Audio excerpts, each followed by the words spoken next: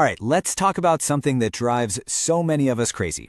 That frustrating, wide-awake feeling that just hits you in the middle of the night. You know exactly what I'm talking about, right? 1 minute, you're sleeping peacefully, and the next, bam, your eyes are wide open. It's 3 in the morning, and your brain is suddenly running a million miles an hour. It feels so random and so frustrating. But what if I told you it's not random at all? Yeah, this is the key. That 3 a.m. wake-up call, it's not a mistake. It's not a glitch. It's actually your body running a pre-programmed script, all thanks to your hormones. Okay, so let's dig into this 3 a.m. phenomenon. This is a real thing, a specific kind of insomnia, and believe me, it is super, super common. So if this is you, the first thing you need to know is you're not alone, not even close. It doesn't mean your sleep is broken or that something's wrong with you. It's kind of predictable, actually. It's all tied to your body's natural rhythms. And that brings us to the star of our show tonight, a hormone called cortisol. And let me tell you, it runs on a very tight schedule. You've probably heard of cortisol, right? It gets this bad rap as the stress hormone. And sure, it is, but that's only part of its job. It's also absolutely critical for our sleep-wake cycle. You can almost think of it as your body's own personal alarm clock. So here's what happens. Every single night, like clockwork, right around 2 or 3 a.m., your body releases a little pulse of cortisol. This is totally normal. The whole point is to start getting you ready for the day.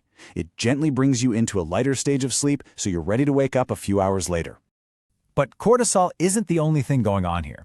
In the second half of the night, you're already in lighter sleep cycles, like REM sleep. Your body temperature is also dipping. So you put all that together, and you've got this perfect little window where it's just much, much easier to be woken up. Okay, so if this cortisol pulse is totally normal, why is it such a problem for so many of us? Well, it all comes down to one thing: stress. That's when things get hijacked. And you can really see the difference here. When everything's fine, that cortisol pulse is just a gentle nudge. But when you're stressed out, your cortisol levels are already running high, so that gentle nudge turns into a massive surge. It's like an alarm bell going off, jolting your body into fight or flight mode. And there are a few common things that can really amplify this spike. Pour gasoline on the fire. Chronic stress or anxiety is the big one, for sure. But also things like low blood sugar, say from eating dinner too early. Your body sees that as a little emergency. Alcohol is a huge trigger too. It might help you fall asleep, but as it wears off, you get this rebound alertness. And of course, that late afternoon coffee that's still hanging around in your system.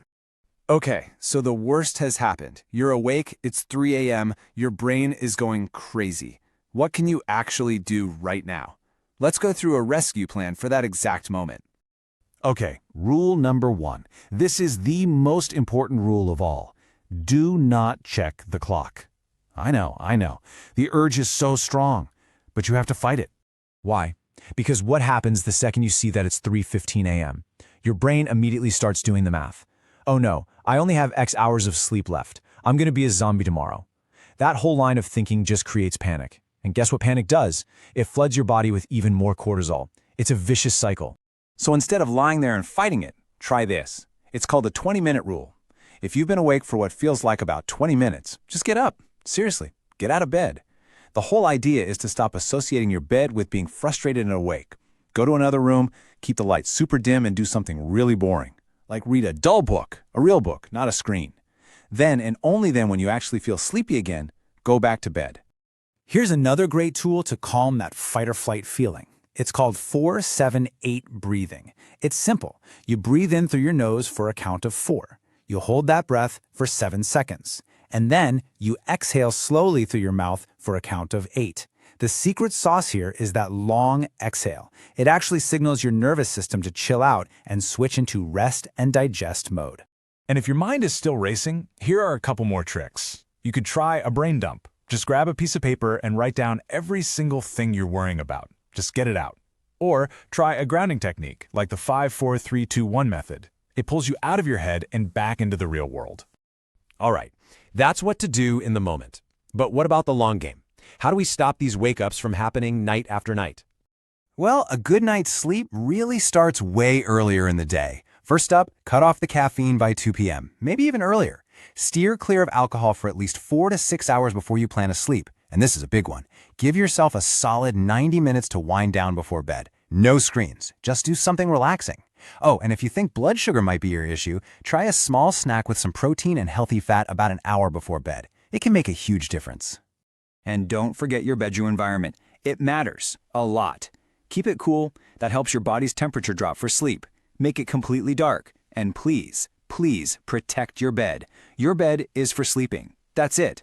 It's not your office, it's not your movie theater, and it's not your worry zone. Just a quick but important note here. If this is happening to you, say 3 or more times a week, and it's been going on for a while, it's probably a good idea to chat with your doctor.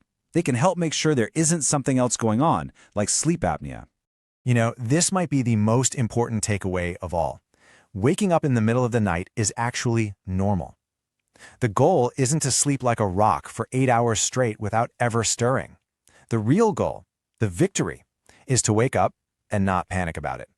To just notice you're awake and then gently drift back to sleep. Because once you understand what's happening, that it's just a biological process, a cortisol spike, and you have a plan, it's not so scary anymore. You take its power away. So now you know the why and the what to do. The only question left is, how are you going to reclaim your night?